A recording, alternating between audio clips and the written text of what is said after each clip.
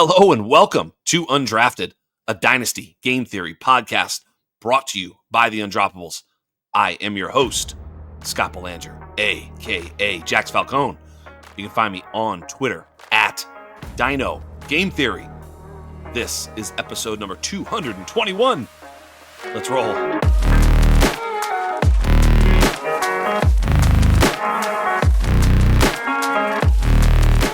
It's the doldrums. It's the slow time of the year, but thank God for Dynasty Fantasy Football because it's startup season, which is anything but slow.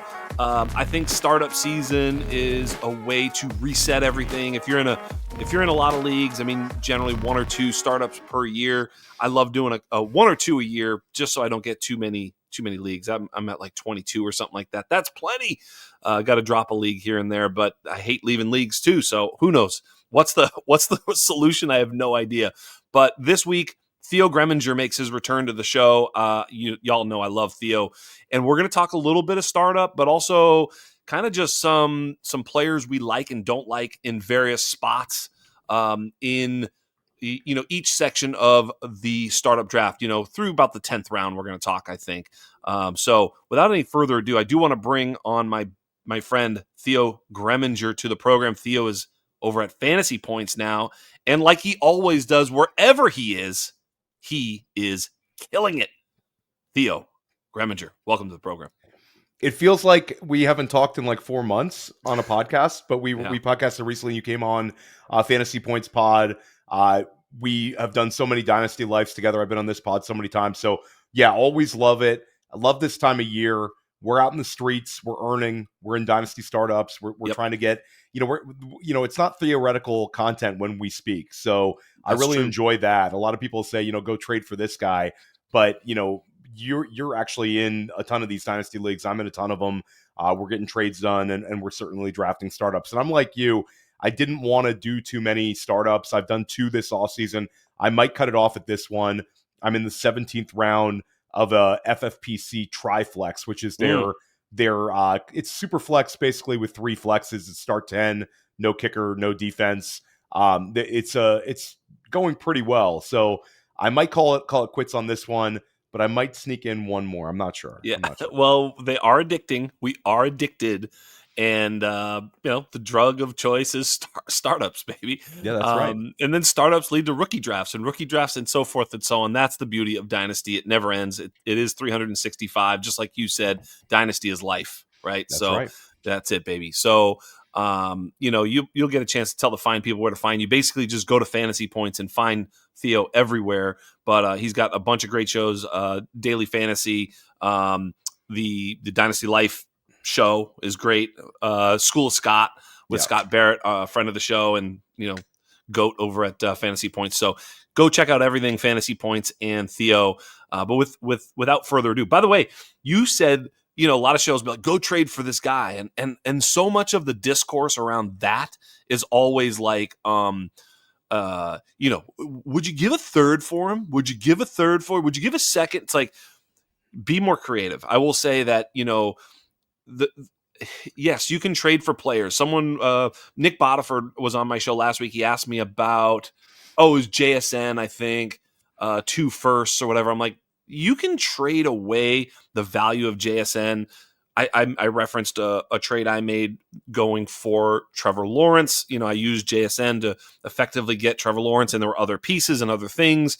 The value of a player can be added to other pieces to do other things and to get other positions and to break things apart. There's so many different ways to trade assets, and so many different reasons why you might do so.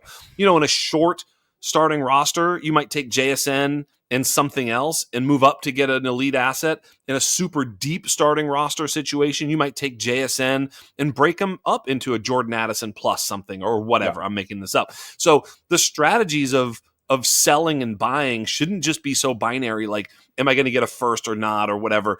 What is your real strategy? Yes, if you feel like the JSN or any other asset that you're talking about has peaked in value in terms of his dynasty value and you want to sell off that, well, think about what type of team you have. What are your goals? What's the scoring settings? What's the right? And go from there and see what's available. I mean, right? Yeah, and I did an article recently which was Dynasty trades I've actually made, which Mm, is like similar to the content you're doing here on this pod, where yeah. I keep, and I write in my Dynasty articles at Fantasy Points, I'll do trade targets, guys to sell, and sort of looking at it with the Dynasty marketplace, guys that are spiking in value, that sort of thing. So I respect content creators doing that. I'm not trying to denigrate it, No. but it's sort of like you'll see a theoretical trade advice on X or something like that, and I'm like, we're constantly like, not in my league, bro. Like that's not going Right. down. Yeah. And to get premium assets in Dynasty, in like first of all, you'll also see people doing a graphic with some rip-off trade that they pulled off. I'm like saying to people that I was able to rip this guy off in my league and able to get this wonderful player for like three okay players. Like that's not like flexing. That's not Right. like that Right. like being in a bad league in Dynasty. It's not even that enjoyable. And playing with people that you're trying to rip off and maybe don't understand Dynasty as much, that's not as enjoyable. Like being in very competitive leagues and winning those, that's sort of what drives us. Yeah. And I think drives a lot of the listeners of your pod and also Dynasty Life. Um, yeah, I see a lot of it. But so I did a Dynasty trades I've actually made, and I listed the format, I listed where it's at, I listed how much the entry fee is and the trade, and then why I did the trade and what it sort of did to my roster. And people really enjoy those sort of articles because it's a little bit different. So I'd invite anybody to, if they want to know what trades I actually got done around rookie draft season, you can go find that at Fantasy Points. It's not paywalled at all. So yeah, I'm happy to do this today because like talking about startup values, a lot of times people reference ADP that I think doesn't exist as well. And you see this in the redraft marketplace. Dynasty ADP is a little different because like you said, we don't know the context of the league. You don't know how deep it is. The scoring formats, like ADP is always a little different. So I think we're sort of on the Right. same page for where we're at for the format today. But yeah, I think people need to get more detailed when they're giving out information for people and certainly recommendations for people. Yeah, people will ask me somewhat, very vacuum like questions on Twitter or something. Would you do this, Jax? And I'm like, I don't know. Like, I need more information. There's a lot more that I have a lot of questions and don't necessarily have time to, have that conversation with a complete stranger on the internet. But, we can have those conversations here. And, and one thing I'll say before we kind of get kicked off is I find that the listeners of this program, the Dynasty Underground, some of the people in our vortex play in both types of leagues. They are listeners of the show. They're very into it. So maybe they've gotten into leagues in and around this community where those leagues are pretty freaking tough. Those are tough leagues, high competitive, but they're also like they live wherever they live and they've got dummies where they grow up and they're playing in leagues with their dumbass friends and they're killing their friends with those stupid trades that they're talking about. So both things can be true and you need to be aware of the economy of your league. It certainly is harder to win a league when everybody else is as sharp as you or in the same sort of league as you. Certainly easier to win. Sometimes harder though, man. If someone beats you to the punch with the moron in your league and you're like, dude, how did he get all of his first for that or whatever? And it's like, now I can't get that idiot's first because they're all gone. I have to, he's been depleted. I've got no more targets on that dude's team. So, it's first to the punch. You got to do that as well. And I'll say in the FFPC streets, what you've seen this offseason is like peak COVID was the time Yes. when everybody joined a million leagues. Excuse me. And now you've seen people like trying to cut back on some of them. Like they're, the idea of doing 40 leagues when you're stuck inside your house all day and you Right. literally can't go to the gym or the movies or the Right. mall. You're like, Right. that's cool. Now people can actually live a life. So what do? They get rid of these teams, and FFPC has a wonderful, like I've actually written about this in some of the articles. Like I've had a couple of really high stakes leagues where I was able to get in super cheap, basically taking my year one entry fee down by 70-80%, and then year two was able to cash. Like that's a huge kind of advantage to having an orphan marketplace. But I think that's super interesting that now you'll see when some of these leagues get chopped down in terms of entry fee, like the longer they're on the market, FFPC will take $100 off, then $200, then $300, whatever. You'll have somebody come in, and I have spent, like, let's say it's a $750 entry fee league, but they sell it to you for $100. you come in there, you're like, this is it. It's go time. It's time to trade. Right. I'm going to be aggressive because I got basically something for 80% off. So once in a while, you get a new kind of manager, and that person will not understand the trade marketplace. And you'll see like trade after trade after trade from this person, where it's like 3 trades in a row that person has lost, and you didn't get in on one of those ones. Then you feel like I should have been a little more active in the streets. So Yes. that's a new phenomenon, like a post-COVID dynasty, the orphan marketplace. Occasionally, the person getting the orphan is not a KG manager who wants to add to their portfolio. It's somebody who wants to try dynasty. And what better way to try dynasty than find a cheap way in? Yeah, discount, right? Yeah, exactly. Absolutely. Yeah, they inherit a shitty team, which obviously it was because it was discounted, and then they discounted even further. That's them's the breaks in Dynasty, baby. That's how it goes. You ruin your team. You ruined your team. You're supposed to have your pinky up when you drink that, just so you know. I forgot that we're still on. So shout out to the YouTube audience here. I'm drinking a little bit of a little coffee. Yeah, it's good. But hail to Kuvatakis. You need to have the pinkies up. Shout out, Joe. All right, so let's talk startup strategy. Okay, let's do it. Here's the thing I kind of want to do. I want to talk about, we'll break it down first and second round, third and fourth, fifth and sixth, so forth and so on. So we'll start in the first couple of rounds, and we're going to talk about some of the fades that we might have. We'll talk about some of the strategies and some of the players we're targeting. So basically very, very simple. I'll let you start. You can start wherever you want. You can start with fades, strategy, or targets, because it's all going to lead into the same stuff. But tell me a little bit about how you see the first 2 rounds in a dynasty startup. We're going to be talking about Superflex. I don't want to be a super tight end premium, but I also don't want it to be flat. Maybe just a 1.5 tight end premium type of thing. This type of league. 12 team start, 11-ish, right? So not shallow, not deep. 12 by 11, Superflex tight end premium slate. Yeah, so for me, I would say that my general strategy, the first round, people think that's sort of an easy one, but I think it's an interesting strategy. In the first round for like a tight end premium, this sort of scoring format, I think the big 3 quarterbacks should go 1, 2, 3. And I think we could sort of agree on that. And I think getting into that top 3 range is interesting because you have so many managers looking to accumulate future rookie picks, looking to trade down. The trade down approach, I think in theory, is the best way to play Dynasty. The problem is when you get into leagues 5 years ago, there might have been 2 managers looking to trade down and accumulate future picks. Now it's 9. So it's cheaper to get into the top 3 than it ever was. Yes. And those top 3 quarterbacks give you such leverage against the field. And that's not saying that I think quarterbacks 4 and 5, and for me, that's Jalen Hurts and Joe Burrow.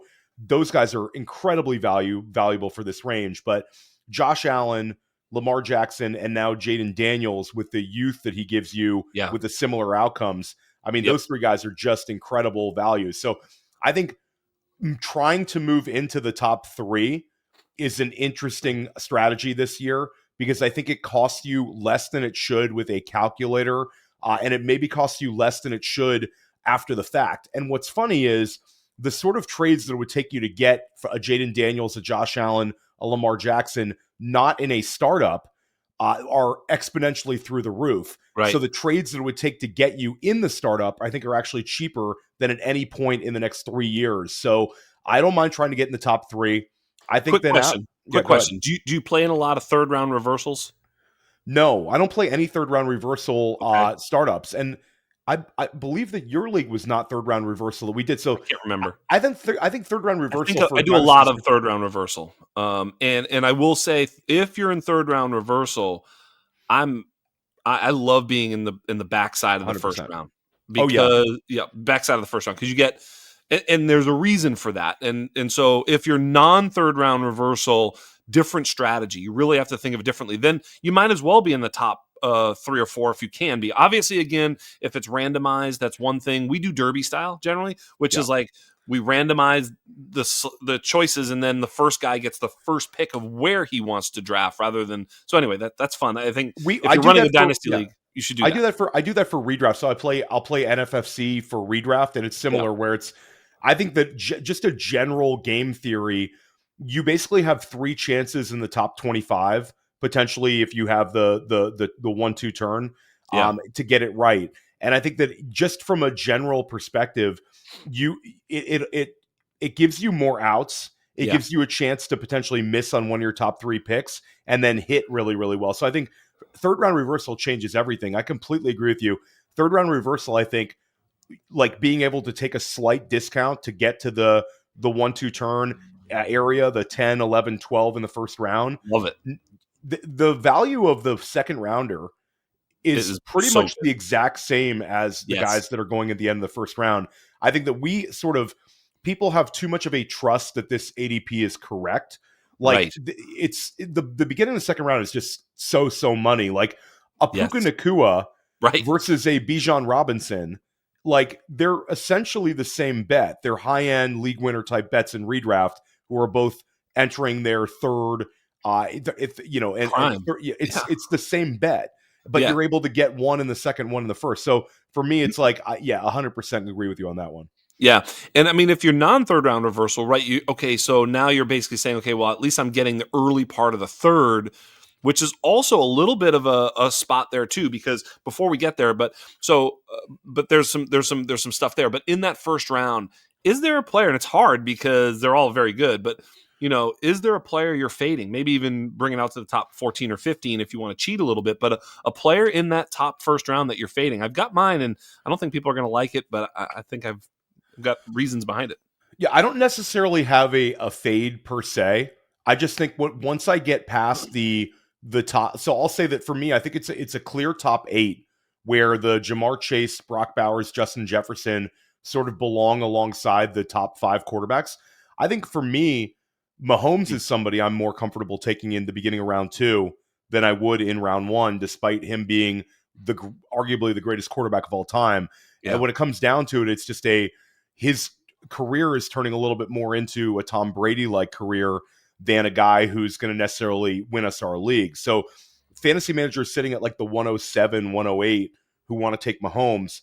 I understand the idea that I've locked down quarterback for the next 10 years, but it's not necessarily giving me a guy that I think is going to give me too many top 3 quarterback seasons. And they That's have a fair. strong defense. It's like, so I'll say for Mahomes for me, and then I'll say once I get past the top 8 in general, I'd like to try to trade back a few picks because I love Nabers, I love Lamb, I love Bijan, I love Ashton Genty, love Jahmyr Gibbs, but it's sort of all a tier where I don't necessarily need to take that player at 9 overall when I can get one of them at 14 overall. Is sort of my I don't mind trading back from type range. So top 8 for me, I think that's just unbelievable edge type players there. Bowers doesn't. We don't even need to talk about him. No. What he is in tight end premium right I now. I would push back a little bit just from my perspective, and I would say Nabers is in that group for And I think me. that's fine. That's fine. I understand what you're saying, sort of the Amon-Ra, CD, Puka, Bijan, Genty, Gibbs. It's like that does feel like a bigger tier. I agree. But again, for me, Nabers, I think he's a different type of player. I'm going to elevate him because he's actually my first round target in a lot of ways. If I'm in that late first, it's like, dude, if I can find myself Nabers late first, that's great. I have been trying to trade out of the late first. So when there's a third round reversal, I feel like that I want to be in the late first. I want to trade from the late first into the early second, pick up whatever I can. Again, what it doesn't almost even matter because, as you point out, it's a little bit of a flat tier coming around the 1-2 turn. I don't care if it's if I get Puka and Amon-Ra or Nabers and CD or whatever. Give me any of these guys. I like to try and get a couple of elite wide receivers, definitely targets of mine. My first round fade, maybe just BTJ. I don't not like BTJ, but in terms of, is he the elite of the elite in belonging with Chase, Jefferson, CD, Nabers? I don't know. Is he closer to the awesome players in the second and third round of wide receivers? You know what I mean? I'm not sure. He might be, and I'm ready to be wrong on this, but I think in terms of value, I'm fading BTJ at that late first round value. I think I'd rather have other players ahead of him, and I'd fade him there. The second round fade I've got is Nico Collins, just based off age. Getting a little bit older, didn't have a long history of production. He's kind of spiked a little bit. Sometimes that can be a little bit of fool's gold. Maybe it comes back down to earth. They did invest heavily in the wide receiver position. Just some things to think about there. I don't think that he's going to have a bad season by any stretch, but he's an outside type of player. That prototype also tends to age not quite as well. So we're talking about an aged player in the second round. So those are the types of players. Again, I don't hate either player, of course, but would be a slight fade on those guys. And when I say fade, I don't mean I don't want them. It's just that at ADP, I like other options. Yeah, I agree with you on Nico. He doesn't feel like really much of an edge pick right now, and I would argue that Nico should not be going ahead of like a Drake London and Lad McConkey because Right. It's a similar target range player, a Yep. similar range of outcomes guy, and he's seems to be going ahead of them in most places. Yes. So I agree with you on that one. I think that's actually very, very sharp. Back to your Nabers point. Nabers is my wide receiver 3. I totally think that one's fine. I'll take Nabers ahead of BTJ, ahead of Puka, ahead of Amon-Ra St. Brown, ahead of CD in startups. So I think you're onto something there. Averaged 11 targets a game, which is just disgusting. So Nabers, like, we always seem to have this conversation, like which player is going to be in the Chase Jefferson. Like Nabers probably already is there because he's only 21 years old. Yeah. It's the complete God tier. So yeah. BTJ one's interesting. I'll add this to your BTJ fade. Like I have a ton of BTJ in Dynasty. And I think having a ton of BTJ in Dynasty is not gonna burn you at all. Nope. He's a guy that's going to sustain value. He's an absolute stud freak. Yes. But I'll put it at 20%. I don't think this is like a tiny bet. I think there's a 20%, and some people might say there was a little bit more than 20%. I don't think it's 50%. It's not a scary percent, but I'd say there's a 20, maybe 25% chance that Travis Hunter flips the script and is more valuable than him in 6 months, a year. So the fact that you have a teammate that plays the exact same position that can flip the script, it's sort of is this a Jamar Chase, T. Higgins situation? It could be. I wouldn't bet on it. I wouldn't bet on it. Could be. That's right. In theory, it could be. So that always scares me a little bit, having the elite teammates.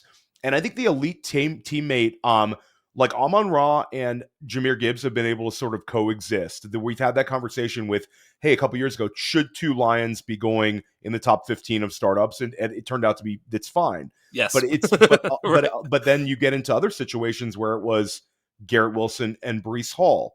Both sort of ended up losing. Bowers and Genty, I think, are completely fine because tight end and running back are just so far apart from one another. He's not going to like siphon off targets off Bowers. Right. Bowers is not going to take away rushing touchdowns, but wide receiver, different ballgame. So the BTJ apprehension for you is there, but just, you're still BTJ ahead of Nico. If I offered you 1-for-1, and I'm 1,000% there as well. So, we're not anti BTJ. I want to be on the record there. I'm just throwing out a possibility. Yeah, it's just value. It's just value. And I think that BTJ, if you can get that type of value, like if you can sell down from BTJ and get Puka plus or like Amon-Ra plus or CD plus or whatever, all these things. I mean, like you say, Lad plus, like Lad is going early third, which brings us to this little pocket, which is why I love the early third. It's the Drake London. I had it written down. Garrett Wilson, Lad, JSN, London, Marvin Harrison Jr.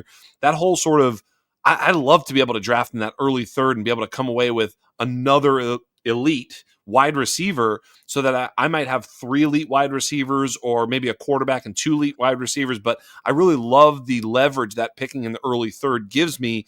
It's really the 304, 305 right at that window. So I've been in a couple of Dynasty startups this offseason. I've been at the 108 or 109 in all 2 or 3 of them with third round reversal. And it's just so sweet to be there because you can go like Nabers, Puka, Lad or something. You're like, dude, I didn't even have to trade out. I've got this stud and then, we'll go from there. But it's such an advantage, in my opinion, to be able to nab one of those guys because there's a little bit of a tier break after that.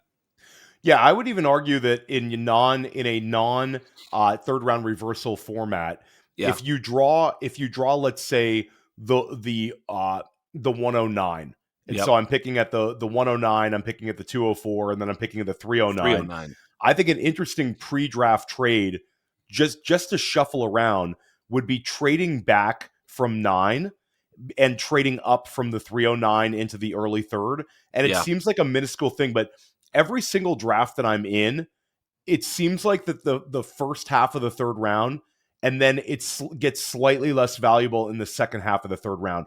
I'll say you mentioned the wide receivers, and you really don't know how each and every startup's going to go. But Right. there's this pocket of surefire wide receiver ones who all have top 5 wide receiver upside, the JSNs, the Lad McConkeys, the Londons. Once in a while, you see Nico fall in that range. Yep. Those guys I like him there. Yeah, they're all there. So end of the But second, I like early him there. third. When you talked about Nico, like, if he When he falls falls. there, I Yeah. love him there. Yeah. Yeah. No, I get it. Like an opportunity cost thing with Nico. Yep. And then, like you said, in some of these leagues, you also get the Bo Nix, Drake London, or excuse me, Drake May quarterbacks falling to the 2-3 turn. So for me, I've tried to get into the early third, especially in leagues where I'm passing on quarterback. Getting Bo Nix, who I think is horribly mispriced right now. He should be going 5-6 spots earlier, I think, in startups than he is, because he showed it to us last year. He has rushing ability. He was incredibly accurate, and he did it on a team that was devoid of skill position players, sort of overcame his situation. If Jaden Daniels was not in the NFL last year, I think Bo Nix would be a player that people had way more enthusiasm for, took his team to the playoffs. And I know he's a little bit older at quarterback, but 25 doesn't really do anything for me. It's still super young. And this offseason, Evan Engram, they draft Pat Bryant. They upgrade running back with 2 running backs on their roster that are more talented than anyone they had on their roster last year. So, like, for me, Bo Nix is in a great ecosystem. I can understand the people taking Caleb Williams and Drake May ahead of him. I think both those guys are great values for your dynasty startup. But I think Bo Nix, there should be way more enthusiasm. So getting in that early third, if you start out with early quarterback in the first round, or you get a quarterback in the second round, I have exposure to elite wide receiver in the beginning of the third. And then on the flip side, if I miss on quarterback, I can recover with one of those guys and feel like I have a dangerous build still. So early third is just a place to get into, especially when you're in startups with people that haven't drafted startups. Early third is just money in the bank. Yep. By the way, I did take Bo Nix I was looking it up there. I took him ahead of CJ Stroud. Yeah. Are you Nix over Stroud or? Yeah, I'm Nix over Stroud. I think that the ecosystem for Nix is just better right now. Stroud, we have some questions about the offensive line. I do think that Stroud is in a place to regain some value. I think that the new system is going to be better for him. Going to a Sean McVay type Ram system. And like, they've done a lot to try to improve the pass catchers around them. Draft the 2 Iowa State guys. They draft Woody Marks. They acquire Christian Kirk. So it's been a lot of like, let's get guys who can catch passes around him. So I think Stroud is fine. But I just think there's a little bit more of an edge for me with Bo Nix, Drake May. Those 2 guys, because of the rushing upside and the fact that I think there's a little more room to run in their profiles. So I think Stroud is fine. He is what he is. He's a guy who should be drafted somewhere between quarterback 10 and quarterback 12 in every startup. But he's not necessarily a guy that I think we were a little too aggressive last year with him. And I think it was a little bit sobering. I think he'll continually be considered a low-end QB1, but doesn't necessarily give us that God-tier quarterback outcome. Like, you're not going to beat a Jaden Daniels, Josh Allen team with CJ Stroud like we thought we maybe could last year. No, that's right. I think that's right. I love Drake May as well, obviously. So yeah, the rushing upside is great. So I'm with you 1,000%. What about fades? I know you hate to fade, but what about some of the third and fourth round fades? Guys, when you see them, you're just like, I'm going to have to fade, whether it be third or fourth you pick, and because I've got some fades I'm ready to share. So for me, I just think that it gets to a point with quarterback where somebody's going to get sucked into the third round in some drafts, depending on how aggressive people are at quarterback. And I'm looking to sort of fade quarterback 12-ish. So, and again, I don't mean to be too so good, not giving an answer, but I think a lot of leagues, Jordan Love becomes the quarterback 12. Listen. I have written down fade, same tier quarterbacks. That's what I've written down. So we're literally on the same page. So yes, that's my fade. So not to be confusing to everybody, but I think and we'll just throw out, so like the Mendoza line for quarterbacks where I feel like I have an edge. I feel like there's Stroud, Nix, Herbert, May, Caleb Williams. That takes us up to 11 when we include Mahomes and then the big 5 that go inside the first round. So once I get to quarterback 11, I don't necessarily want to invest in those next few guys. I think Right. because like I know that around quarterback 18, I'm going to be able to get a value that like I might see as a better value, or it's just a similar bet player. And Yes. oftentimes you're able to get, and I guess we're jumping ahead into round 4, and I'll No, but come this back is to round 2. fine. Yeah. Yeah, it's just I'm able to get a JJ McCarthy late, like much later, a round later than a Kyler Murray, a Right. round later than a Brock Purdy. And I think that the potential that JJ takes this huge step forward this year, like I think JJ might be a better bet to join a Bo Nix, a Drake May, a CJ Stroud than some of the other quarterbacks being drafted around him. Those Yes. guys are fine. And certainly if you're going for it this year, the bunch of these guys, like I like Baker, you like Baker, like there's a Yeah. bunch of these sort of guys. They're fine, but I don't want to take those in the third round. It's not an edge pick. It's not driving my team towards long-term success. And also the ceiling outcomes might not be there. So you might end up drafting a guy who is 5 spots lower in quarterback ADP a year from now. Whereas if I wait, I can find a few more upside guys. And if I really wait, I can still find guys who can get me through the year, and their scoring might not be that different. So it's sort of, yes, I agree with you. The QB 12 to wherever you consider that tier to end, you should fade that tier of quarterbacks. It doesn't give you an edge. Yeah, I totally agree. By the way, I do have JJ McCarthy as my quarterback 12. I just did a post on Twitter just doing quarterback tiers, and I had the same top 11, and my quarterback 12 was JJ, and I just said, you got to just trust me on this one. Yep. And then he's alone in his own tier as you got to just trust me on this one. We have no information that says JJ McCarthy will or won't be good. We don't know. It's a leap of faith to have him there. I understand, but the reason that you just pointed out, which is that he has the best shot of actually elevating into that tier just above him, is the reason why he's in his own tier in between it all. But there's all those veterans, Baker, Goff, Dak, Trevor Lawrence, Kyler. You're right. They're all a very, very similar bet. Jordan Love. I like them all. I hate them all. Right? It's Yeah. like I understand why people are like, I don't know, he's old. I don't know, he's broken. I don't know, he's erratic. There's a million, reasons to fade them all. But there's also they're all under contract and they're all productive and they're all not old. Like they're fine. They're all great bets. And so in general, that's what I put. For me, a little bit later is in the 5th round is to sort of catch the falling quarterback value, fade it in round 4, and I'm targeting Rashee Rice in round 4. That's a singular target. There's a target, and Rashee Rice is it. I think Rashee has that sort of wide receiver 1 upside. Now he's in round 4 for a reason because there's uncertainty in that wide receiver room with Xavier Worthy and Travis Kelce, etc. I understand there's some ways that he can lose that bet but in the 4th round, that's not a big loss. You're drafting him alongside running backs that are going to be gone in 2 years. Kyron Williams and Ken Walker or whatever. Like, if you're taking I'm fading that group of running backs, and I'm looking at Rashee. Man, just give me Rashee and let me stack my wide receiver room and build a juggernaut going forward. Yeah, I love where your head's at on everything. And I think just a general litmus test for you if you're in a startup when it comes to quarterback value is if you wouldn't feel comfortable overpaying for this player in a trade when Right. you're in an established league, then don't use a 3rd round pick on them in a startup. Bingo. That's a great It's way to put it. simple way of looking at it. And I love your Rice call because Rice you're getting in a range where if he disappoints, it's not going to kill you. But Right. if he hits, you're talking about Amon-Ra St. Brown like Right. usage. So Yes. I like him, and he's super interesting because I'm pulling up my 2 recent startups, and Rashee Rice was a consideration for me in both. I think I missed him in both these leagues. I had like a tilting moment where I think I put this on X where I was head to head on Rice versus like one of the rookie wide receivers like Hunter or McMillan. I ended up going with the rookie, and then I immediately traded for Rice in another leagues. Like I had a FOMO Rice moment. Yeah. Like Rice is a guy that he's young enough. We have a sample size of elite usage. It's Travis Kelce taking a considerable step back. We haven't seen a Kansas City Chief non-Travis Kelce, Tyreek Hill receiver lead them in targets since 2015. So this is the year that Rice, I think, really takes over and establishes himself.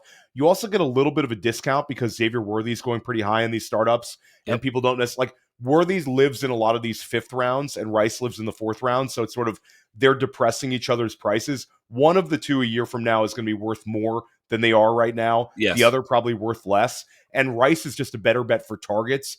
Worthy could light the world on fire with big plays. Like that's but it's an easier bet for you to make on the guy who's going to get 150 targets from Patrick Mahomes if he stays healthy. So yeah, I think that's a really good one. And I think what's interesting is to take your startup advice as trade advice.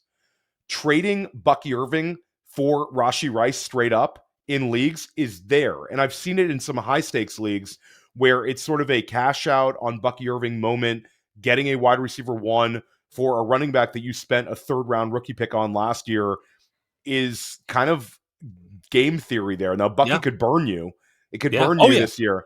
But Bucky, longevity-wise, won't burn you. You would definitely bet on Rice giving you 3 years.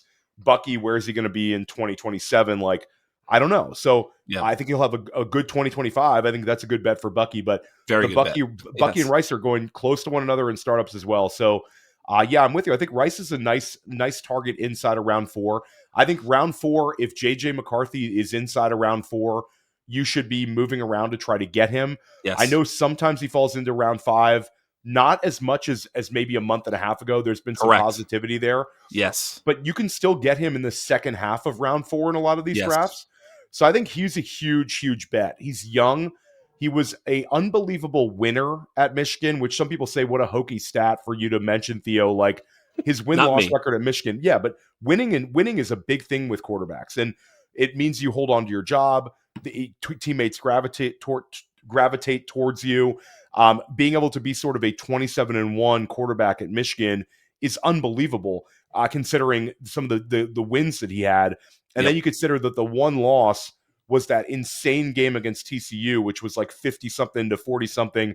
And that was the game where we finally saw like this crazy game flow, and McCarthy put up big numbers. So I'm big on McCarthy. Our friend Dan Williamson hosts Stack Hunters. If you're listening to this on the Player Profiler podcast, Nick, Dan is sharp as hell. I split Dan's a lot of great. high stakes, and Dan's on JJ McCarthy huge. He's made some big statements. He thinks he's going to be like an instant high-end QB1, put up like Bo Nix range. So like Dan's big on him as well. Big shout out to Dan. So JJ McCarthy's one that I'm with you. I think he should be ranked in Dynasty rankings as a low-end QB1. He's not drafted as that. Usually get him as a mid QB2. So I think that's a huge advantage to you inside of round 4. Love that one. I'm going to give you my fade in round 3. And for the podcast audience, we'll do so right after these messages. Welcome back to the program. Theo and I obviously breaking it down. Hey, I wanted to talk about the 3rd round fade I was going to tell you about. So for me, there's 3 sort of players that I'm fading in the 3rd round, and one of them is A.J. Brown. As much as I love A.J. Brown, I recently mentioned A.J. Brown. Imagine if he had played with like Patrick Mahomes his whole career or whatever. Like, dude, A.J. Brown is one of the greatest football players to ever play football. This isn't an A.J. Brown take. This is an age take. This is a target share take, and this is a value take in the 3rd round. It's just too much for me to pay. And the other 2, and you can speak to all this, but the other 2 are the 2 rookie wide receiver 1 and 2, the Tet and Travis Hunter. While I like them both, it's just a very steep price to pay for prospects that didn't necessarily, they're not the Malik Nabers, Marvin Harrison Jr., CeeDee Lamb level prospects as rookies.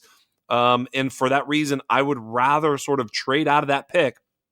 You know, if the quarterbacks are gone, the Knicks and the Mays and all the wide receivers that we just talked about in the early 3rd are gone, you're in the 3rd, and someone's hot to trot for the wide receiver 1 in this class, this Tet or an A.J. Brown or whatever, I would trade out of that, try and get me some more picks in the like you just mentioned, the 4th, 5th, 6th. I'd go even as far as getting more picks in the 7th, 8th, 9th, all the way through the 10th, really. And you're going to hear why we want multiple picks, especially in the 8th round-ish, somewhere in that ballpark. I'll get there in a moment, but I think that's how I'm fading the 3rd round. What are your thoughts?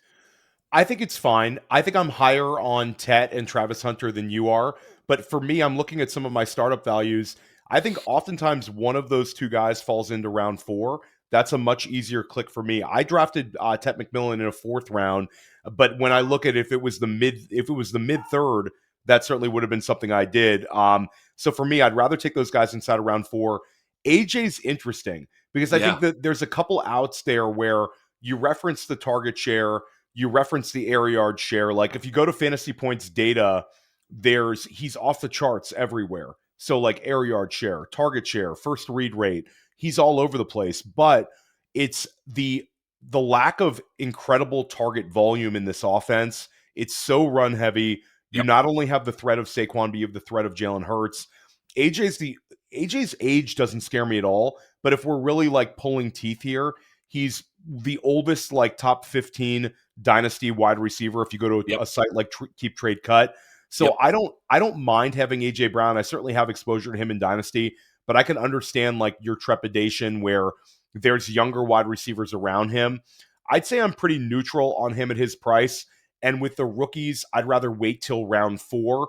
And people saying, hey, Theo, not in my league. I'm in 2 of them where at least one falls into round 4. So Yeah. I'd take shots on Hunter and Ted McMillan in that range, where then you're talking about sort of in that wide receiver 18, wide receiver 17 range in startups instead of having to invest, an almost wide receiver 1 price. I think some of my fading of that range is because I think Emeka Egbuka is closer to wide receiver 1 than he is to anything else. I just really like him as a player. He's often there. Certainly in the 5th, he's there 6th and 7th. I mean, probably not 7th anymore. I know the ADP sort of started there, but he kind of gets pulled up every time. I've drafted him as early as in the 5th, but here's my point. If I'm trading a late 3rd startup pick and moving back to the 5th, I'm going to get there's situations where that's almost a first round pick that you can get a future first for that type of move, just that alone. But the other thing I can do is I can actually get an 8th and a 10th. I can move, a 13th and a 14th to the 8th and the 10th by moving the 3rd to the 5th or 6th or whatever. You know what I mean?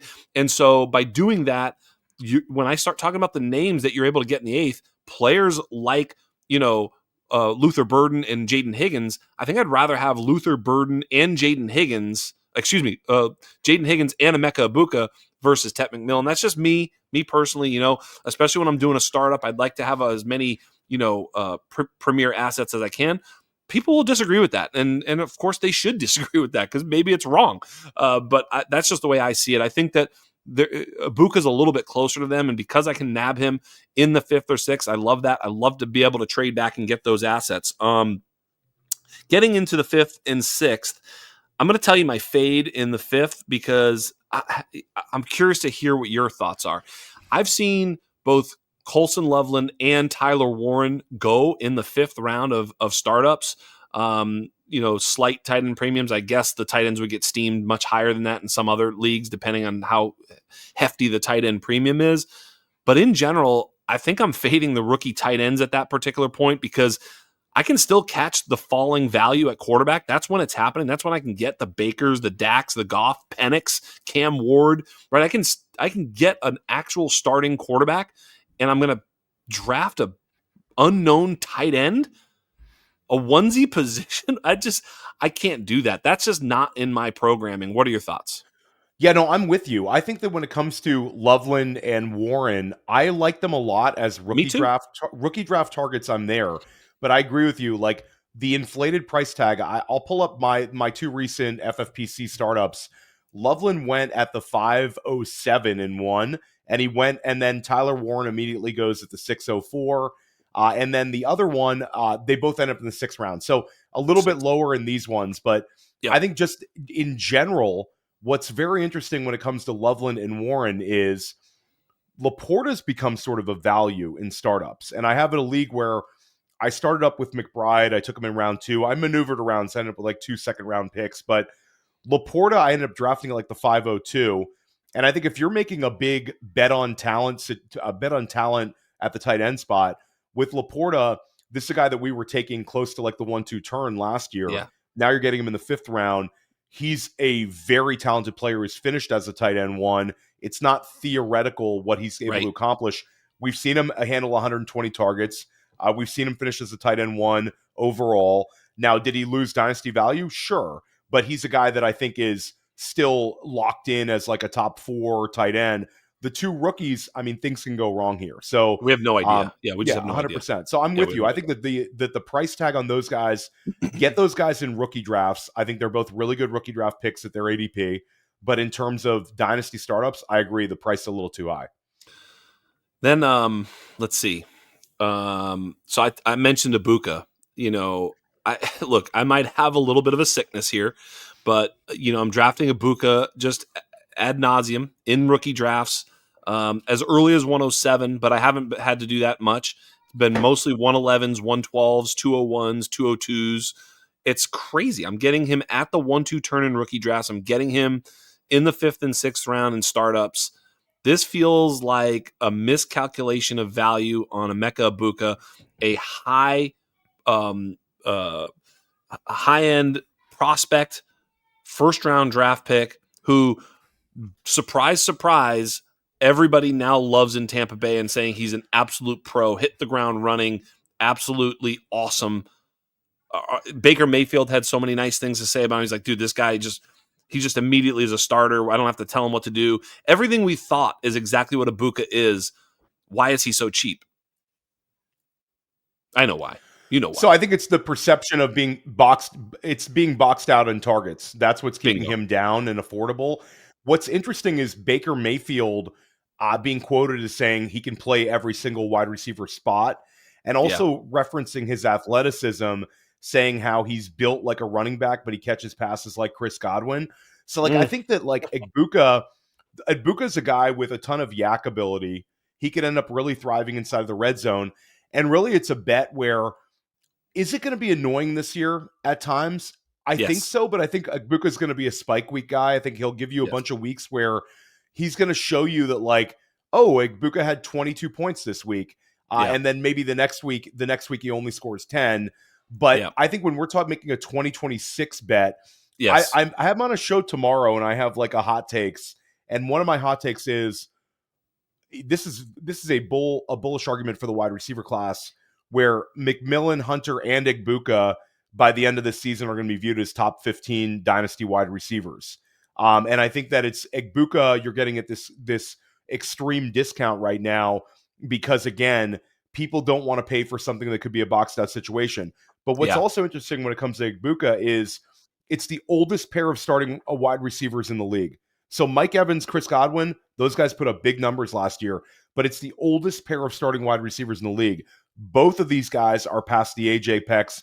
Godwin's coming off of a major injury. Mike Evans, how much gas does he have left in the tank? Was missed time last year with an injury as well. So Egbuka's like one of the best contingent upside guys in football. So you have all these outs where he could just flip the script and return value this year. So I'm with you, and you've been on Egbuka for a long time. So, we've seen for this all your Egbuka exposure. I hope it wins you a lot of money. We've seen this story before, right? We've seen CeeDee Lamb is going to be boxed out by Michael Gallup and Amari Cooper, and he was boxed out by them. And then what happened? CeeDee Lamb is dope, and they were like, yeah, get rid of all these other jerk offs. This is the guy. We saw that JSN was going to be boxed out by DK Metcalf and Tyler Lockett. He was. And now they're gone and out of the way, and it's JSN. And I think we're going to see something similar with Emeka Egbuka. Maybe one of them stays around a little longer or what. I don't really know. But either way, I think he's got utility, probably a little closer to what we expected from well, look, Jason got hurt too. So, his rookie year coming out of the box, he broke his hand or some shit like that. So he got a slow start, but I think we can expect a rookie year closer to CeeDee Lamb than JSN's rookie year. But I think you're going to see the value sort of, mimic those two players. I think he's closer to JSN as a player than he is to CeeDee Lamb for sure. But what's JSN? An early 3rd round pick, and he's never really done, anything super spectacular. He was pretty darn good last year, and we're expecting a little bit of an uptick again. But I think that's what he is. And he's a target earning, slot flanker. That is exactly what we want in fantasy football, especially any sort of PPR setting.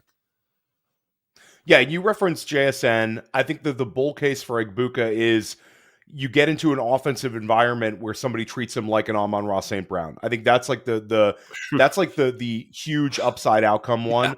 Yeah. And then a realistic one would be Rashee Rice, where it's so you have a number of outs here where Egbuka is going to hit. I know I'll give a shout out to Brett Whitefield has said like Jacoby Myers. I think it's going to fire off a lot higher than that. But that was sort of like the downside risk comp. So Yeah, like that's the Jacoby Myers floor. has been very Yeah. good. That's sort of the floor play. So Yeah. I think based on his cost, Egbuka is a really good one. All right. Well, now let's move to like the 7th, 8th sort of round. I don't know that there's. I also think before we move to 7th and 8th, actually, I do want to mention maybe in the 5th and 6th some of the targets other than Egbuka. But I do like Jordan Addison. I do also. I think we talked about this, and I don't think we can go back there. But if you had any other notes, I was talking about catching the falling value at quarterback. But I think that's going to lead us into the 7th and 8th because I will add one name that I think is league specific, but I've seen sometimes where Justin Fields falls into round 6. People don't necessarily trust the long-term outlook for Fields. I think Fields is super interesting where it's a huge upside bet on potential 2025 scoring. I think I sort of have a leg up at quarterback 2 when I'm able to get Fields inside of round 6. And I think if Fields is good, I think Fields, which I think he could be this year, I think Fields could extend his shelf life in New York. I think there's some positivity there. So I think a lot of people are viewing Fields as sort of a 1-year bet. I don't think that's necessarily going to be the case. I think he could be a 2-year bet. And if he starts for 2 years in New York and has some success, there could be a chance for him to extend that to 3. And there could be a chance that he ends up on some other team. So he's still very, very young. We know he scores a lot of fantasy points. And I think there's just some positive vibes there with how he's doing and how he's looking as a Jet. Certainly, if you're talking about 2025, and I was going to mention a couple quarterbacks, one that I want to target and one that I'm going to fade in and around the 6-7 turn. We can talk about 7th round with this conversation. Sure. And if we're talking about 2025 bet, Fields is the pick here. There's no doubt because he has little top 5 finish in his range of outcomes. So I don't necessarily think that's where he's going to end up, but I'd be shocked if he plays all 17 games. I'd be shocked if he isn't in the top 12. Let's put it that way. He's a quarterback 1. Whereas, the fade is Tua because I don't think he necessarily has the ceiling that you're talking about with Fields. I also am terrified of his short-term, prognostication if he gets hurt again. I think there's some other players that I'm going to talk about a little later in the 9th and 10th that actually offer me the same type of production, maybe even better production with the same type of future uncertainty. So I'm fading Tua, and I'm targeting Jackson Dart. Now, Jackson Dart versus Justin Fields, I think it could be, you might take the out here and say it depends on my build, but in a vacuum, who do you prefer, Justin Fields or Jackson Dart? I think they're similar tier range, and I would agree with Dart. They go like back to back so often. Yeah. Yeah, and I think they both are viewed sort of as edges in different ways. I worry a little bit about how much Dart can give me in year 1. I'm predicting he's going to start the 5th. I think he's going to start the 5th game of the season. Yeah. I think if you look at the Giants' schedule, the 4th game of the year is the Chargers. The 2 games before that are Dallas and the Kansas City Chiefs. And then, of course, they have the opener against Washington. So if they're 0-4, he's in the starting lineup against the Saints. If they somehow get off to a quicker start than we think, because of the strength of that schedule, like 2-2 is tolerable. Then, so for me, I think that Dart, there's a ton of positivity with Brian Daboll saying the right things about him. Yeah. But I don't think we're going to see him until at least the 5th game of the year, if that. So for me, it's like Dart is interesting. I think that he's got the mobility, and we've seen Daniel Jones put up big rushing numbers in a Daboll offense. So I think Dart gives you a lot of mobility. He's got a big arm, and like you said, he's got a bona fide alpha in Malik Nabers. So there's a lot to like about Dart. The thing is, I've seen Dart go later in some startups. So for me, I would rather take shots on Dart in round 8, and I have seen it in a couple of these startups. So he Dart, won't be there if I'm in the league. He won't be there if I'm in the league. I'm just going to let you know not right now. Not my league, bro. I'm not my league, not specifically me personally, no matter the league. But I'm just saying, here's the case for Dart. It's JJ McCarthy. JJ McCarthy didn't play. Bo Nix. It's all these guys. They didn't. Drake May. It's These, JJ McCarthy didn't even play it down. And Penix, all these guys are third round or better startup picks right now. And we're talking about getting Jackson Dart in the 8th. I think they're going to be committed to him in a way that gives him year 2 runway. That's what I think. I don't think that they're thinking, look, if Jackson Dart fails in year 1, we're done. I don't think that's the plan. That can't be the plan. Why would that be the plan? Nothing else would make any sense about that. First of all, they're not a great team. Secondly, they brought in 2 veteran stopgap quarterbacks, and especially Russell Wilson and even Jameis Winston, to say, hey, we're good. We just need this kid to sort of come along this year. And then next year we can see if he's a starter, seems to me. And I do agree with you that at some point this year, they're not going to be very good. They're going to say, fuck it, let's throw him in there. And almost no matter how good or bad he is, he's going to get runway to year 2. They're not going to be like, oh, he sucked, so we're done. I think they're going to say, hey, he had some struggles. He learned. We're ready to take that next step in 2026. What if he's good? Right? That's that. I didn't even say he was good in any of my commentary there. That was all if he's a little sketchy. Like if he's sketchy and doesn't play, I think he's got outs going into next year. If he's good, bro, if he's good, holy smokes, you absolutely hit the lottery with this pick. And getting a starting quarterback at that, age with that rushing upside in the 7th, 8th round is an absolute steal. So I lean Dart over Fields for those reasons. But obviously, if you're a win now team, you've built a juggernaut, you've got, you went win now, and Fields might be your upside, quarterback 2, where you're like, I can't just draft this rookie. Although I do have a solution to be able to draft Jackson Dart and get production in year 1. And that's Matthew Stafford in round 10, which we're going to get there. But the idea that I can just take Dart and Stafford and get Stafford, who's an absolute stud for 2025, and then the upside swing for Jackson Dart. It's almost like that's the same type of thing as Fields, except I don't have the long-term, possibility with Fields, at least in my opinion. I just don't think he's going to be a long-term starter in the NFL. That's just my take. But he's a 2025 league winner potentially.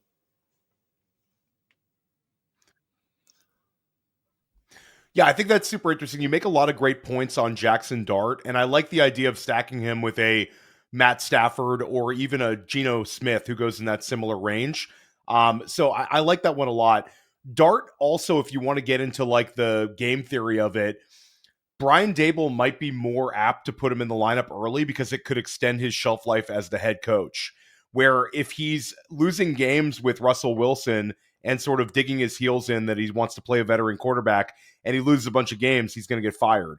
If he goes with this young quarterback who's got upside and mobility, then I think that buys him some time. So it might buy him a year. think he's, it might buy him an entire year. So the idea being a lot of NFL teams don't like switching coordinators on young quarterbacks, especially heading into like, you want to give these guys a chance to win with the same quarterback. So like Houston getting rid of like Slowick, they did it after year 2 for Stroud. It wasn't between year 1 and year 2. So I think that's a really, really interesting one. I agree that Jackson Dart is a value.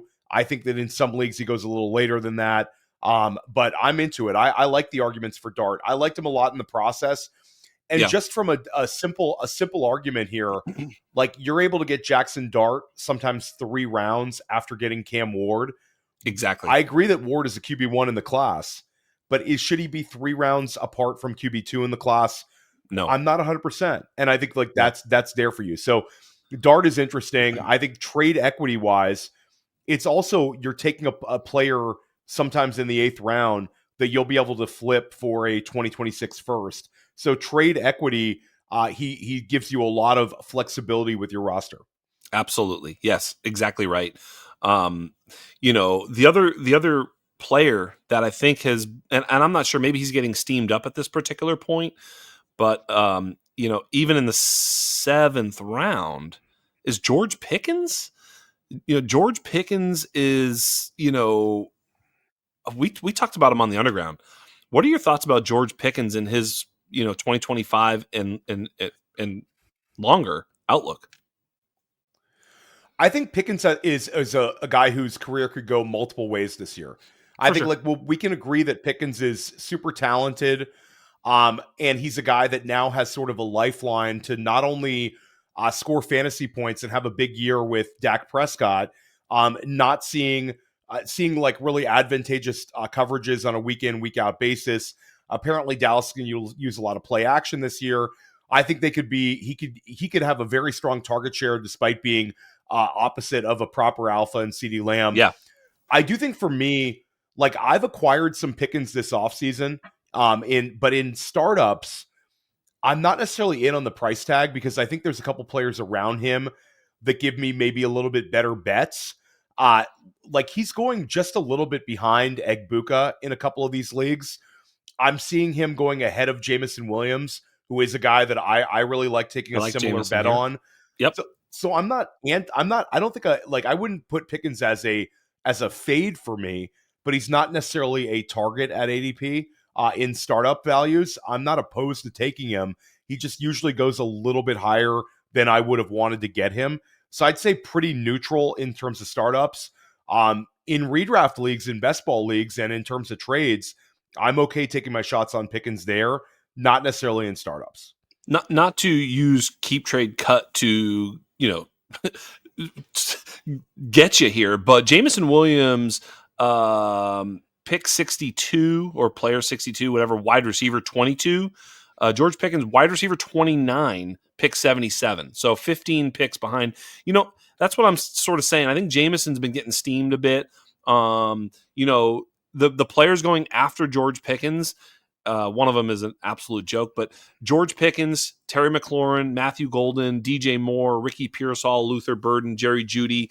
Like, sure, I like them better than all those guys. And then really it's the ones ahead of them, but I start to like them ahead of some of these players. Olave, Waddle, Metcalf, Addison, Worthy, Flowers, Jameson, right? Egbuka at 55 now. So that's what I'm getting at. I think the ADP on Egbuka, you really have to when you're drafting Egbuka, I've taken him in the 5th round of startups. And I told this story on either this show or another. I was at the pick where I was taking Egbuka in a recent startup. And to me, when I looked at it, he was clearly the next player I was taking. It was Egbuka. And I'm like, well, wait a minute. If I'm so clear, and he was further down in the ADP, I was pulling him up. But I'm like, maybe there's someone else. So I put the pick on the block and I sat on the block and I was fielding offers, and everybody was giving me shit offers. And I was like, all right, man. I said, is this it? I'm going to pick. I pick Egbuka, and then I get 2 offers, immediate DMs, and people. I'm like, dude, you didn't. This was nobody thought I was going to take him.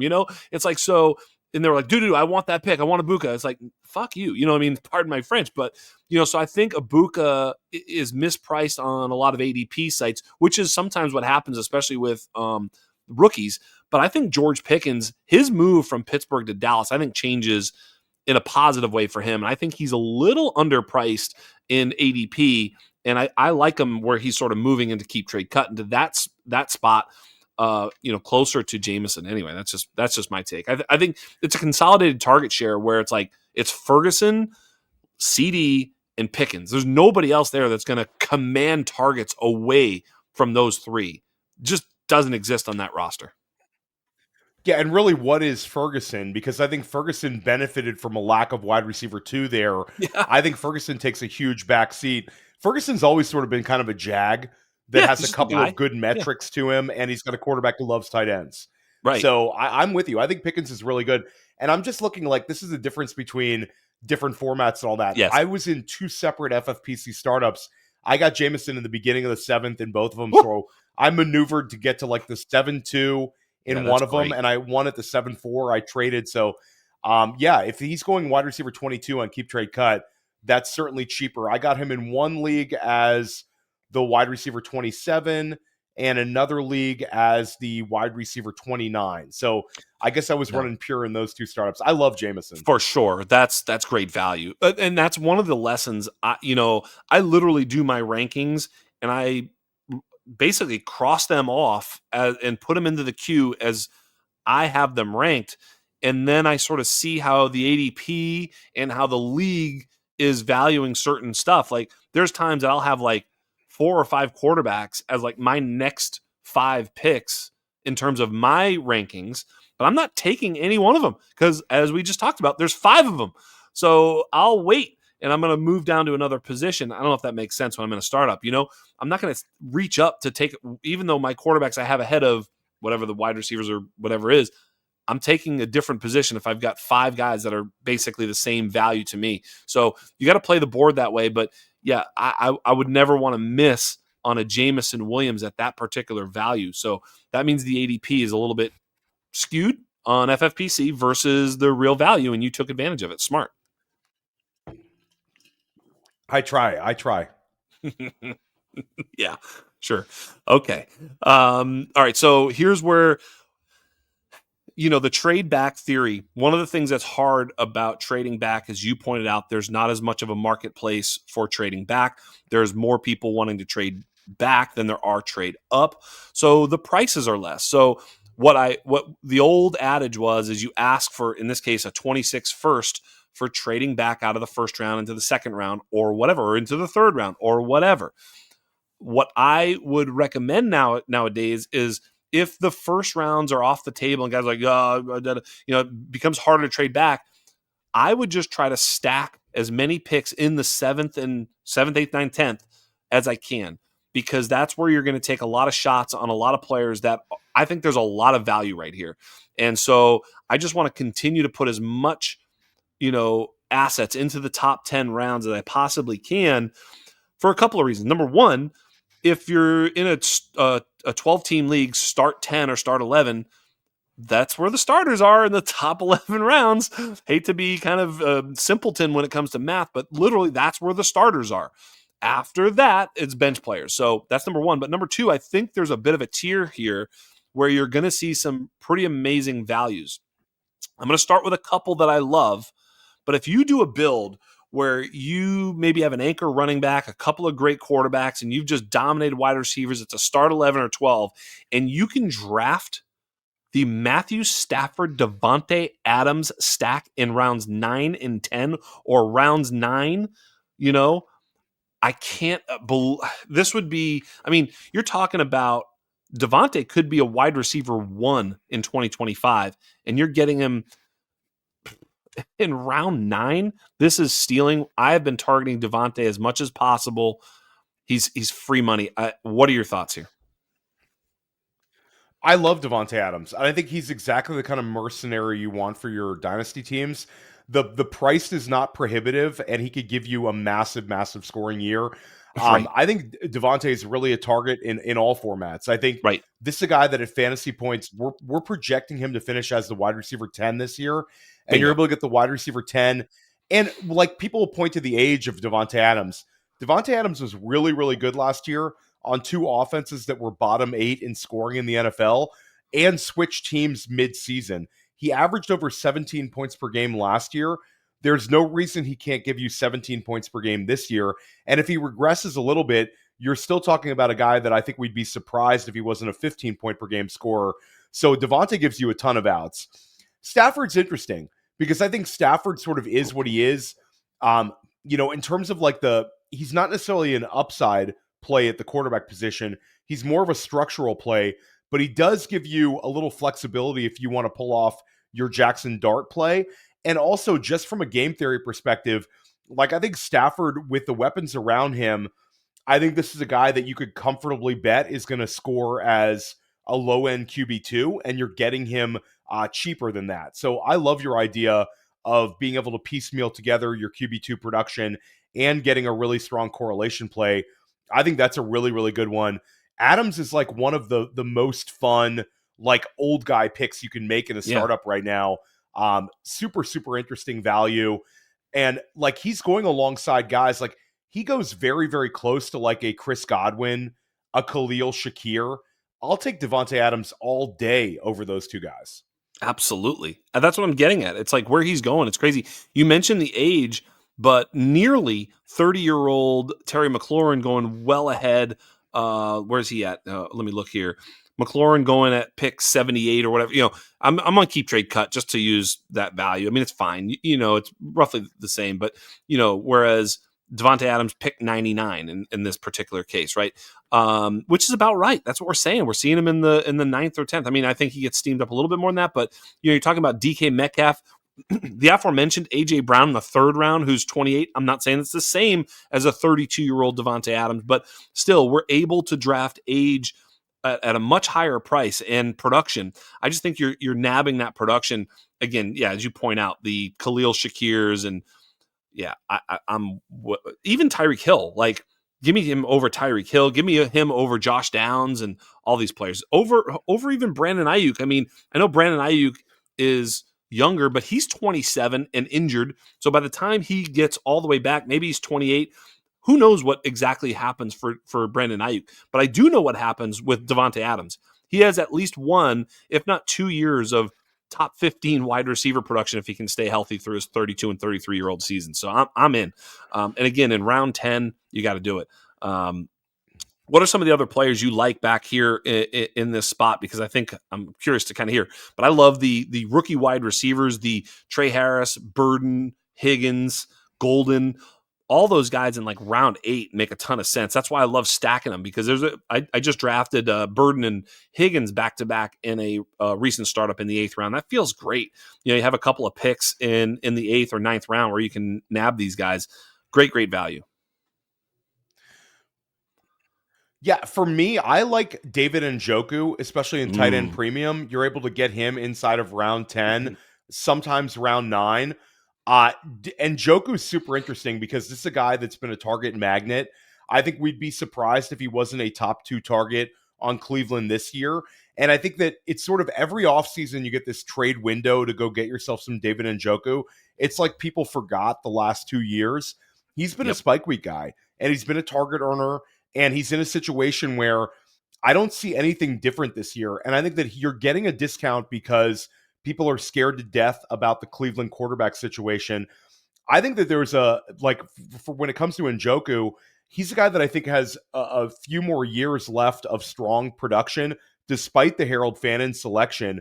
I think David Njoku, if he's not a Brown next year, the market for him is going to be huge. He's going to have a chance to sign with somebody and potentially be in a much better situation. So, Njoku is just one of the easiest clicks when it comes to getting high-end tight end production.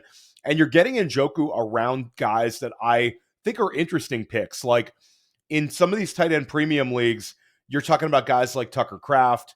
You're talking about guys like Mark Andrews. You're talking about guys like Dalton Kincaid. I would bet on David Njoku to outscore all of those guys this year. And then if you look at just sort of the David Njoku price difference between guys like you referenced the 2 rookies, I think Loveland and Warren should absolutely be ranked well ahead of Njoku. I think both those guys should be ranked ahead in Dynasty. But when it comes to the next 2 years production, David Njoku can outscore both those guys. So Njoku's a really, really fun bet to make at this point in the draft, considering tight end premium. Really, really interesting one. I'm not like completely out on James Conner when he falls into round 10 as sort of a let's get some mercenary production. Conner's been really, really good for 4 straight years, and you're able to get him inside of round 10 fairly consistently. I'm sure in some leagues someone's going to take him in round 9. In one league, I was able to get him at the 11. What is that? The 11:05. So some leagues he falls. It's great. But James Conner is one of these guys. Yeah, and it's again the way that I build my teams. Sometimes I'm punting RB2. Maybe I'm taking some high-end potential outcome rookies as in RB2 land. So Conner, he's an edge pick. To your Davante Adams argument, Conner's going to give you strong production this year. It could be a 2-year bet. Arizona gave him a 2-year contract. So and even if it's not, when you're getting that sort of running back production inside of round 11, round 10, I'm going to take that. And then if you're piecemealing your roster, let's say you have one anchor RB that you can count on, and then a bunch of upside shots, you can get off to a fast start with James Conner. James Conner in round 10, round 11, you're talking about him as a guy that just needs to start the first 8 games of the season. You'll figure out the second half of the year there. You can make trades. You can recover. But I think Conner, he's consistently been a 15-point per game scorer for 3 straight seasons. This is a guy that's been very, very successful. There's a lot of continuity. in with this Arizona offense, and I think Connor is going to be the beneficiary. Does Trey Benson cut into him this year? They're certainly saying that, but Maybe. Trey Benson didn't really show us anything. They showed no trust level in Benson last year. Right. Amari DiMercato was running ahead of him for a good portion of the year. So Yep. I'm in on Connor. I think Connor's a really fun one when it comes to finding running back value really late in your startup draft. Yeah, and I would add Aaron Jones to that exact same answer because Aaron Jones has huge upside in that offense. They brought in Jordan Mason to lessen the load so he's not taking too much punishment. Look, if you're a running back in the NFL, you get tired. When you get tired, you get hurt. I think he's perfect in a sort of a 50-50 role where he gets the pass catching stuff and some of the high leverage plays. So yeah, I'm with you 1,000%. I think that's kind of the way I would build my roster is my RB2 on so many of my startups is such a hole, but a lot of times that just gets filled. One of the guys you could fill it with is DeAndre Swift too. I like DeAndre Swift this year as a late round pick, of course, in that same area as Connor and Aaron Jones that can just give you production. The running back situation a lot of times in the startups is just so fleeting. You think you've got a guy and then the next year you don't have a guy anymore. Remember Tony Pollard? You know what I mean? Like Tony Pollard's in the same area, but remember when he was like, he gets steamed up. I would venture to guess that at some point he was a RB1 in Dynasty. You know what I'm saying? Jaylen Warren at one point, we thought he was going to take over. Tank Bigsby. Like you just go down the list of all these guys that were like Javonte Williams, who, by the way, is also tremendous value. I think right now, probably the best value in Dynasty at the running back position is the Dallas running back. Just go get Miles Sanders and Javonte Williams and Jaden Blue. Like Jaden Blue is the most expensive, and he has arguably the worst projection. So, you could just go get the two crusty vets who everybody hates because they all like the shiny toy of Jaden Blue. I just get Javonte and Miles Sanders for absolute zero. Yeah, and I love that one. I'm actually attempting to pull that off in this startup that I'm in. I took Javonte Williams. I'm trying to find out where I took him, like really late for Javonte. And then Miles Sanders is still on the board oftentimes in like round 16, round 17. Like he's a guy that really, really, really falls. And I think like the range of outcomes, they're all sort of similar bets to one another.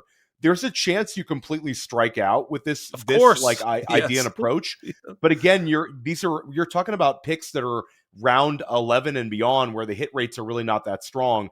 So for Jaden Blue, I think if you want to get Jaden Blue, you want to get Javonte, you're talking about guys you're going to need to take shots on in rounds like 12, round 13.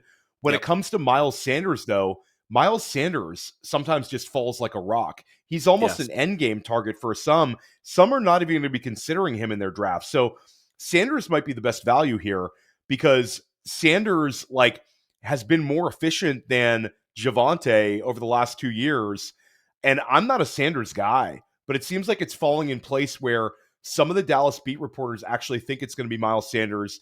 Certainly at OTAs, Miles Sanders was running with the ones. Yep. And Jaden Blue is in sort of maybe he's the next Tony Pollard there. He's super fast. He catches passes. Not sure where they're going to be. Is that the sort of profile that this Dallas Cowboys team needs? Are they going to go with a very fast running back who can catch passes? I think that's what me and you would do. But I think when it comes down to it, this coaching staff is just going to put some dusty veteran out there in the Rico Dowdle role, and that's it. You know who was top 5 in the NFL in targets in 2024 at the running back position? Javonte Williams was. Javonte Williams was top 5 in the NFL at the running back position in targets. It's crazy. So do they need a pass catching weapon? And that was a team that had Jaleel McLaughlin, a pass catching guy like Jaden Blue. Javonte could eat Jaden Blue's lunch. It could go the other way. We freely admit, of course, that Miles Sanders, Javonte Williams, and or Jaden Blue, all three of them could all have a zero at the end of the year. It's possible. I get it. But as of right now, as you point out, the cheapest one amongst them is running with the ones at OTAs. And I just found a way to get Miles Sanders onto a Dynasty roster in a trade I just made. It was for other things. It was a completely unrelated trade to Miles Sanders, but he found his way attached to the other side of the stuff I was getting and on my roster because he's free, and nobody's going to hold up a trade and be like, dude, not Miles Sanders. They're just going to give him to you because, it's just going to happen. Yeah. Yeah, you'll poison pill Miles Sanders onto any single trade you want. Yes. Like, people don't care. And Right. he's so free here. So and also you've been able to dodge 2 bullets where if it was a completely disastrous running back room, they had opportunities to sign Nick Chubb and J.K. Dobbins late. They didn't. True. So the 2 biggest bullets are off the board in terms of veterans who could completely screw things up. Really, the only thing you're fearful of is, does some team cut an interesting veteran who ends up in Dallas? I mean, now you're talking about like Galaxy braining it through. So I think at the end of the day, the best bet is going to be one of the 2 crusty veterans has a role, and Jaden Blue, I think, is going to be kind of his own thing. They're even talking about using like Turpin in running back snaps. So I think they really don't quite know what they're going to do. Of course not. They don't know what they're going to do because they don't have one that says this is the guy. And even Jaden Blue, like, people say he's going to be the pass game back. He might be just a fumble game back because that dude had the highest fumble rate ever recorded. So look, he's got a few outs. He's not highly drafted. He wasn't highly productive in college. Yes, he's fast. Yes, he played at Texas, but it's not like the greatest profile ever. And for him to be going, ahead of those guys. Now, granted, they're all basically outside the top 150 players or right around. I think that's actually their ADP is right. They're both like 153, 154 is Jaden and Javonte, although I think Jaden's been steaming up over Javonte recently. But, at that price, it's very, very free. What else? I mean, that's about it. We did a podcast. Yeah. I mean, any other later ones? Like, what are your thoughts about I did the quarterback thread I talked about, or actually it was just one post, but it felt like a thread because, you can do more than whatever the maximum 118 characters whatever. So it's a big, long tweet, but I did the quarterback thread and the Shedeur Sanders, Tyler Shough. I just am curious what your thoughts are about these guys. Do you prefer one over the other? Like, obviously Shough has the sort of better pathway to start potentially, but is he better than Shedeur Sanders? Is Shedeur Sanders worth, where we're paying? I think he probably is. What are your thoughts here? Yeah, I mean, Shedeur Sanders is interesting because you're talking about a guy you're able to get inside of like round 14, round 15 in some of these leagues. It's pretty close to Shough depending on the league, though. So yeah. I think like when it comes to, I think it's interesting because Jalen Milroe and Shedeur Sanders, you don't know where they're going to go in the startups because there's going to be someone that has a very strong opinion on them. Usually that there's somebody who's willing to reach for Milroe, I've seen in each league. And when it comes to Sanders, there's somebody who says this is like the ultimate cheat code. We should treat him like he was a high second round pick, even though he fell because he fell for sort of off the field issues more so than like his quality of prospect play. So like if you want Sanders, I think you should walk into your draft and say, I need to take him. Would you say round 14, Jax? That would be about right, or do you have to go a little higher than that? I don't remember exactly. I'd have to look at it. I'm not looking at that right now, but let's put it this way. Right now, Jalen Milroe, Anthony Richardson, Shedeur Sanders, and Tyler Shough. Who do you prefer out of that group? Gosh, that's a really interesting one. I do think when it comes to the 2026, is there a team that's going to look at Anthony Richardson and say, I want to give him another opportunity? He was a top 5 pick. He's got rushing upside. I think at the end of the day, it might be Anthony Richardson. For me, it is. Yeah, I think it's still Richardson. I have him ranked ahead of those guys in my own quarterback rankings in Dynasty. Shough's probably the easiest one or the most interesting one because he does have the starting role and he's sort of still being completely pushed to the side as sort of he's a bridge quarterback. That's what he is. They're going to draft somebody this draft. If Shough sort of like defies expectations with his draft capital, I think he's sort of interesting. It's that being said, I have hardly any Tyler Shough. Me too. Even when he fell in rookie drafts, like I don't want him. I don't want any part of this situation. I I don't think he's going to be very good, and I think it's a one-year bet, like we said. I think when it comes down to it, Tyler Shough's a guy that's probably going to be a backup quarterback for a few years. It seems like that's his kind of profile, Yes. and you're betting on Aiden Hutchinson, basically with Tyler Shough. It's an Aiden Hutchinson type outcome, so it's Aiden Hutchinson if he went in the second round, or that's sort of Aiden like where we're at. O'Connell, you mean? Excuse me, Aiden O'Connell, I was like, not Aiden Hutchinson. Sorry, guys. yeah, Aiden O'Connell, yeah, like Aiden O'Connell, yes, that sort of like bridge quarterback who's an opportunistic starter as opposed to a guy who is a guy that we thought was a high profile starter. Like I agree. we were at the Senior Bowl and Brett Whitefield and I watched it and we were constantly breaking down like Jalen Milroe. We were talking about Jackson Dart. We were breaking down Dylan Gabriel. Like Tyler Shough was a guy that we were a little disappointed in, certainly for like 2 days there. And I know some people like Tyler Shough down there. So I just never really saw it. And then Right. all these people sort of tweeting out their enthusiasm for Shough. It was something where I kind of like brushed it to the side. I still can't believe he was drafted ahead of Shedeur Sanders. It's very Right. surreal to me. So I don't want any part of Shough, but I am saying there's a chance we're wrong. Yeah, for sure. Be ready to be wrong. We say it all the time on this show. I think the Tyler Shough too, for me, it was like I kept thinking, like, you have to pay a rookie second or 2-3 turnish, right? Right in that ballpark. So I'm paying that. And what I'm hoping for is that he starts and he's not a train wreck. Because it's also possible that team is not all that good. They weren't good last year. So it's very possible he goes out there and he's just bad. At that point, you can't sell him. Like, you could sell him maybe when he's announced the starter. What's that going to get you? Is someone paying a first because Shough was announced the starter? Probably not. No. So you're hoping to get a future second. Well, you just took him with a second. There's not much upside there. At least with Milroe, it's like, dude, you can get a first from Milroe if he starts to play because he's going to do the Anthony Richardson, Justin Fields thing where it's like, dude, did you see him? He ran 75-yard touchdown. Like, he's got splash in him and that rushing upside that we desire in fantasy football. So at least with Milroe, I have the upside. Same thing with Anthony Richardson. I think if Anthony Richardson somehow starts for the Colts, even right now, even if he ends up being bad, he'll be bad for real football, but he'll still be good for fantasy, and he'll have a quarterback 8 finish in week 1 or whatever if he starts, and you can sell on that. But I have a hard time believing you're going to sell to the crowd for Shough at a huge profit.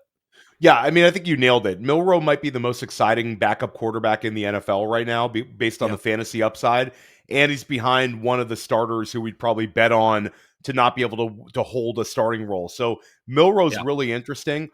It's still a hard bet to make when you have to reach on him, but when he starts to fall, he's a super interesting click. I'll throw Daniel Jones in this conversation too, because Daniel Jones, one that I just took as a QB3 in this same league in a startup pick, able to get him inside of round 16. Another league I was in, he went inside of round 15. I've seen him go a little higher than that, but I think that there's a chance that Daniel Jones is able to like resurrect his starting window here. The weapons around him in Indianapolis are pretty solid. I mean, all of those wide receivers were drafted on day 2, all of them. And he's got Jonathan Taylor at running back. He's got enough mobility that if he starts, he's not going to be like god awful in terms of fantasy scoring. It just comes down to, can he win some games? Maybe. And Daniel Jones, like we talked about with Justin Fields earlier, Jones like went over to Minnesota. I think that helped him in terms of like teams looking at him. And I think Jones now has an opportunity. Richardson's banged up already. If Jones is the starter, I'm able to get Jones late in this draft. And like you talked about being able to flip somebody, I think Jones, if you draft him inside of round 16, he starts the first 5 games of the year. He's quarterbacks 15, 16 on the year. You're going to have a window to trade Daniel Jones and do pretty well there. You may be able to flip him for a starting flex position player. Right. So like Daniel Jones has a lot of outs to either regain some value this year or be a guy you can flip. And I think his window, like a lot of the other guys we're talking about, like what could happen, all Daniel Jones needs is Indianapolis to say, you're better than Anthony Richardson, a guy who they replaced with Joe Flacco last year. Yeah, right. And I love this idea while we're at it, and we'll finish with this sort of premise that I assume in Dynasty, you don't mind handcuffing running backs, and I'm assuming you especially don't mind handcuffing quarterbacks. And if I think about some of the sort of handcuffing quarterback situations, I love Stafford Garoppolo. Yep. Stafford ages out. That's a cheap one. That's round 10 and round 20. That's super cheap. Russell Wilson and Dart. I can get Dart, for the future. Russell Wilson as a Band-Aid late. Anthony Richardson, Daniel Jones. We just did that, Chalk and I, in a league. Well, really, it's Chalk's team, but of course, I'm the consigliere. And we took, Richardson at that value. He fell to the 12th or something like that. And then we backed it up with Daniel Jones in the 15th or something. You just basically locked up the Indianapolis starting quarterback with a 12th and a 15th round pick or something thereabouts. And both of them have rushing upside. So you actually have a premier rushing quarterback, so to speak, poor man's situation. So there's a lot of picks like that. And I would say Darnold Milroe also very, very clean, because Darnold also goes in the Geno Smith, Matt Stafford area. He's sort of after, the Tua Fields Dart area. He's that next little group. And if you can get Darnold Milroe, I like it as well, because some of these assets could be split too. You could see, like you say, Anthony Richardson go somewhere else. Maybe Daniel Jones stays or goes someplace else. They could sort of each have value at different locations, but at least in year one, you sort of lock down the quarterback room for a given team. Yeah, I mean, I think depending on the depth of your dynasty league, if you're in one of these super deep leagues, backing Yeah. up your quarterback even with an option that isn't exciting sort of makes Yep. sense to you. So I agree with you. I think sort of the cleanest ones are the Stafford Garoppolo one, because it's a free starting QB and basically Yes. it's a backup that nobody cares about. I Right. think from that argument, I think that another interesting one would be Purdy and Mac Jones, because Mac Jones, the Yes. guy that the franchise has liked for a long time, and Jones cost you literally nothing. But I think that the cleanest one is Darnold Milroe. That's a really easy one. Russell Wilson, Jackson Dart is also not that cost prohibitive. So there's a number of them here that really kind of work out. Let me ask you this one. Yeah. Uh, Cooper Rush, now behind Lamar Jackson in an Love it. offense that just prints fantasy scoring. Like we saw Rush step in behind Prescott, give you low end QB2 numbers. I think he would do the same thing. You'd be a lot of handoffs to Derrick Henry if Yes, it that were the would. case. But at least we have some clarity there. He's an interesting one. So I think that's an underrated thing to do, is just make sure you have your own backup quarterback. It buys you a lot of headaches. It also prevents you from having to trade for a guy that might fill in for a month. So just from a pure dynasty theory, that's a really smart way to go about Yeah. building, especially. And if you're in like a 30-man roster league, you absolutely should have your backup Yes, quarterback. and others.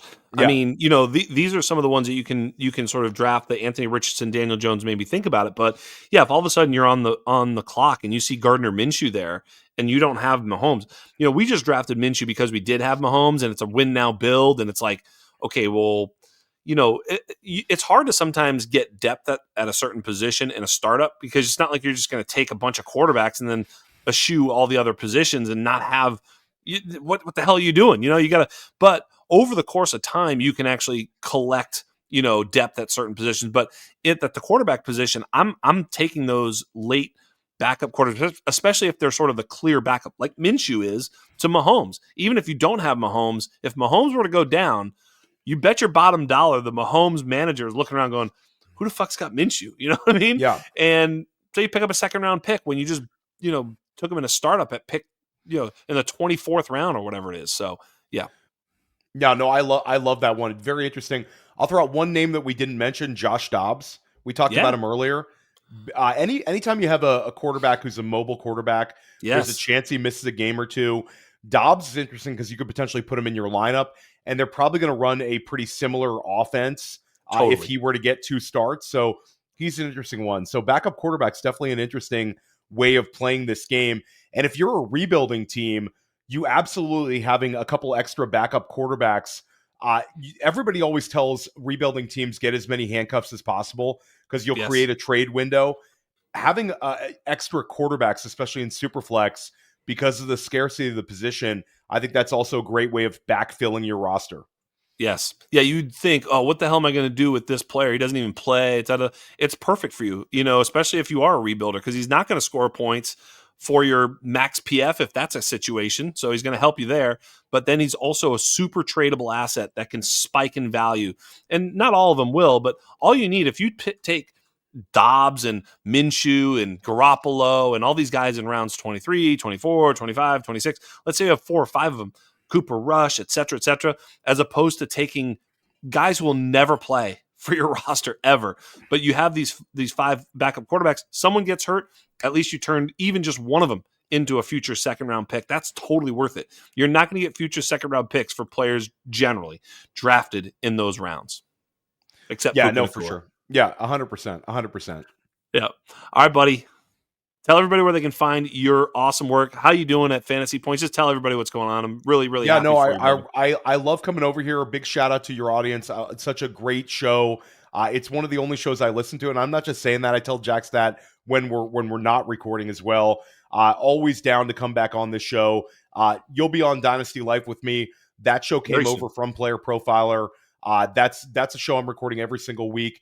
School of Scott with Scott Barrett. That's every single week as well. The new show to subscribe to would be Fantasy Football Daily. I'm recording that like 3 times a week. You're going to have to subscribe to its own feed for that one.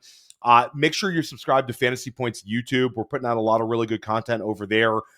Pretty much every day we're dropping a new video. I had some really, really good ones so far. And then all of my articles, all of my Dynasty rankings, everything is over at Fantasy Points. And I do a couple of things here and there for The Athletic as well. I did a weekly article last year. I think that's going to continue this year, but 95% of it over at Fantasy Points. Make sure you're over there checking me out. Yeah, this is a lot of fun today, man. Good convo. Yeah. Thank you so much. You're the greatest. I love you. Great to have you. So thank you so much. And on behalf of everybody here at The Undrafted, on behalf of everybody here at The Undroppables, on behalf of the greatest podcast producer to ever walk the land, Mr. Michael P. Duncan, and of course, Travis Seal. You have been joined by the hardest working man in Canton, Mr. Theo Greimminger. I am Jax Falcone, and we are out.